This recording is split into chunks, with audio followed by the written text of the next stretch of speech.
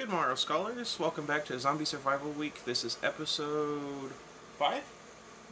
Episode 5.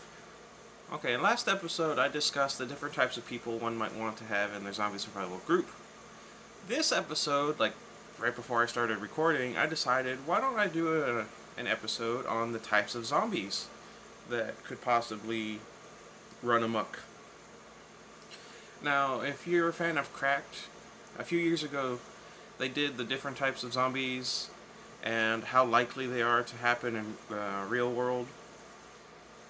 And I thought it was really interesting, like just as a goofy kind of a read rather than, something serious. Which is too bad because I remember when I first started reading Cracked, like there's so many articles I just loved reading like over and over and over. Anyway, this isn't about Cracked. Okay, so the first thing most people think of when they think of zombies would be with George Romero's slow-moving, moaning type of a zombie. Most people would prefer these to be the types of zombies one would have to go up against in a zombie apocalypse. However, as moviegoers, or maybe if you guys like zombie novels, that's not the kind of zombie you want to see. You want something challenging, you want something that's scary. So most people would say in literature, or I guess media rather, that they would prefer the fast-moving zombies such as in 28 Days Later, which are technically alive, so they're not technically zombies, but there's a trope for it. It's called technically living zombie, where it essentially forms the same function as a zombie. It's just not a zombie. You've got, shoot, what was the guy's name? He split off from Romero. Hang on one sec. Oh, yes, that's right, John Russo. His zombies were the ones that did the brains and could think, and you needed to burn them with fire rather than destroying the brain or removing the head, such as in Shaun of the Dead. That's actually a really good movie. Perhaps towards the end of the segment I'll talk about good zombie stories versus some bad ones. And let's see, we've also got the voodoo zombie, where it's essentially a mindless servant of a master that does its bidding and is undead. Let's see, we've got the types of zombies such as seen in Left 4 Dead, with the special infected, I think they're called, right? Where each one takes on a specific attribute for these special ones, and then you've got all the normal people. I think the tanks were righted out jock types in life, and then the witches were women on crack. I think I read that somewhere. I don't know. Let me know down in the comments if you guys know anything about that. And the reason I bring up Left 4 Dead is because I'm going to start playing that here in the near future, and hopefully I'll have some friends to help me, but if not, a solo run with my brother as a backseat gamer might help. We've got the fungal infected from The Last of Us, I believe is the name, where they took a real life fungus that has actually infected half of the population of the planet,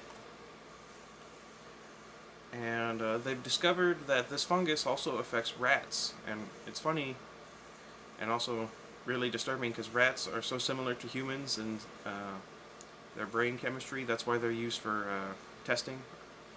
Or is it mice? Well, either way. This fungus would affect their brains in such a way that they would actively seek out cats.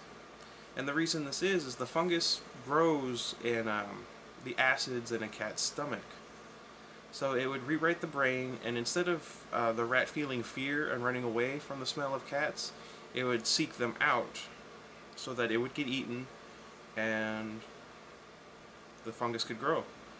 Another similar fungus, I wish I could remember its name. It affects insects, mostly ants, It takes over the brain, has them climb up to tall blades of grass to be eaten by sheep because that's where it grows, in a sheep's stomach. So that's why I'm not Scottish, because I don't like haggis. Now, depending on how one feels, none of these are really feasible in life. And if I remember correctly, a scientist said if zombies were to be a thing in real life, it would be less World War Z and more Invasion of the Body Snatchers. And the reason he said this is because, for the most part, the human brain runs on automatic, where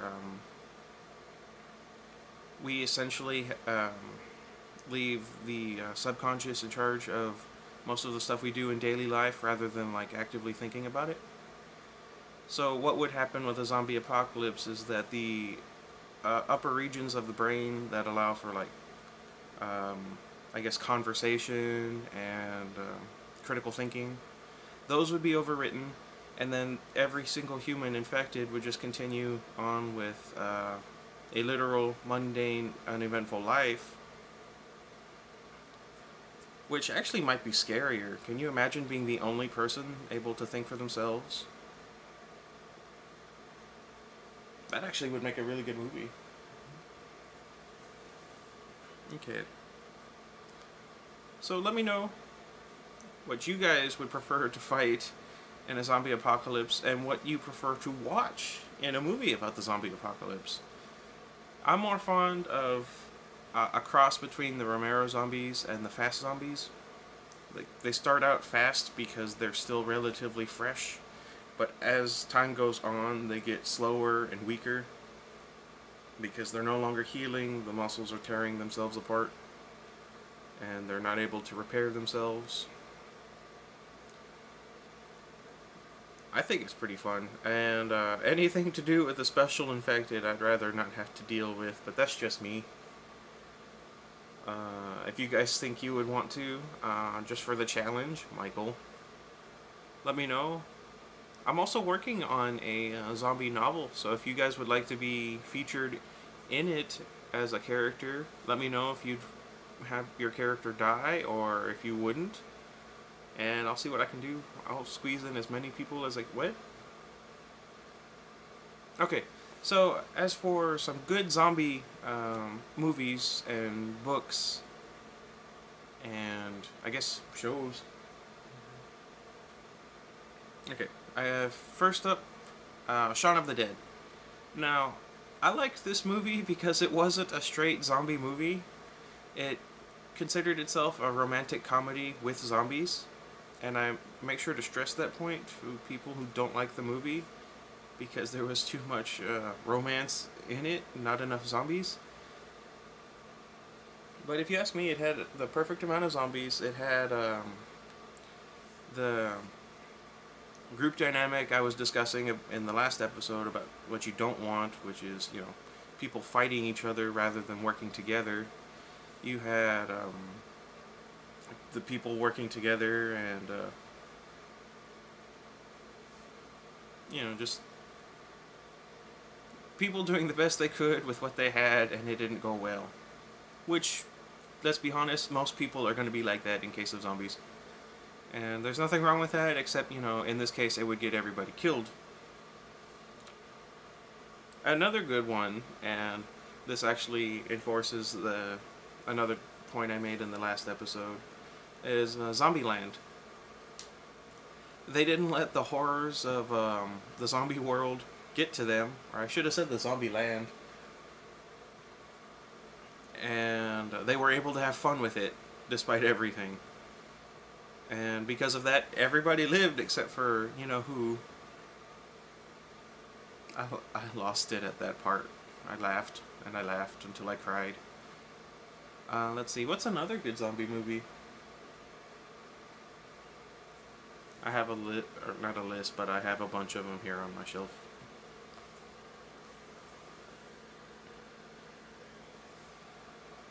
Do you know that originally vampires were more like zombies than they were Twilight? They were just animated corpses that feasted on the blood of their relatives in life because they were jealous that they were dead and they got to live. Just thought I'd toss that out there. Well, I can't seem to find a good one to mention. I guess some bad zombie movies. If you guys haven't, Zombies of Mass Destruction was really stupid, but it made no effort to be something that it wasn't. And so it's actually so bad it's good in a funny kind of way. Definitely give that one a look. My sister saw this one, not me. It's called The Zombie Diaries, and I think they made a sequel. That one was also just not good. The Walking Dead. Now, I know my friend Miga from the Gotham City Critics, he doesn't like that show because there's too many people and there's not enough zombies and it's popular and he's a hipster.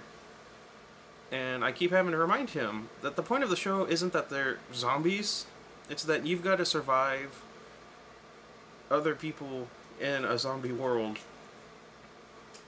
And he's like, and I keep reminding him that's not a debate. I don't know.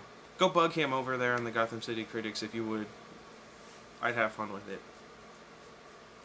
Now, another show that tried copying The Walking Dead, but kind of missed out on everything that made The Walking Dead good, was Z Nation. And it started out fun because it was essentially a parody of The Walking Dead. And, yeah, it kind of went downhill real quick. What, about 10 episodes in? Stupid Bronte. Bronte's my dog. Well, one of them. She's a basset hound. She's being oddly quiet. Anyway. They had some fun characters, and they had a couple of good ones, but for the most part, they were bland and uninteresting. And then they go and they kill off the only one that we actually liked. Except for one other, but even then, he's just so random that it's kind of like Gibby from iCarly from back in the day. Feels weird saying that about a show that's not that old. Here, look, see Bronte? Arrgh. Anyway, what was I saying? Yeah, like he had just a little bit of a gimmick, and they kind of killed it. That's basically what happened. Let's see, a good zombie book I'll discuss. Now, I mentioned this an awful lot in the series, but Max Brooks' The Zombie Survival Guide and World War Z, which was much better than the movie. Although I should have talked about World War Z. I don't know why I didn't think about it. That one was really good, both of them. And if you haven't already, either find someone who has the Zombie Survival Guide and ask to borrow it, or go out and buy it yourself. It's usually only like $10 or so. I have, like I said, 3 copies. Oh, that could be a good little competition prize. Somebody wins, I give them a copy of the Zombie Survival Guide. It's very thorough. It's very I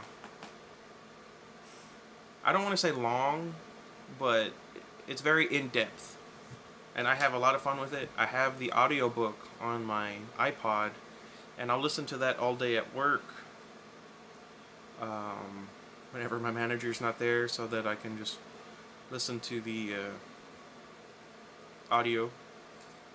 And I'll also read the book.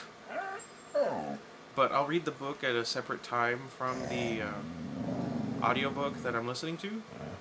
So I'll be either rereading the same chapter the next day, or I'll wait a week and then I'll read the book after I've listened to the audiobook. It's weird. But the Zombie Survival Guide was, I don't want to say eye-opening, but it really makes you think because, like I stressed before, preparing for a zombie apocalypse is actually a good exercise to help people with actual natural disasters that may or may not occur. It's just preparation's pretty much universal. As for World War Z, now, from those of you that haven't read the book and have seen the movie, it'll be a bit of a shock because my friends that I lent it to, like, oh, I didn't realize it was going to be like that, so I kind of lost interest. It's basically a biography of the world after the zombie apocalypse has ended and humanity's making its comeback. And each chapter is from a different person's point of view. And they're usually only like a couple of pages to a few pages long. Although some of them, like Todd Wainio, voiced by Mark Hamill in the audiobook, he has multiple parts. I think he's the only one that does. And yeah, some of them are over 10 pages long, I believe. Let's see. Is there another zombie book that I've read? Nothing comes to mind. Now, one problem. Oh, a zombie TV series I need to watch. If you guys haven't, it's called iZombie.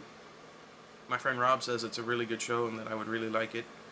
So, yeah, let me know if you guys think it's any good or if I should try watching it.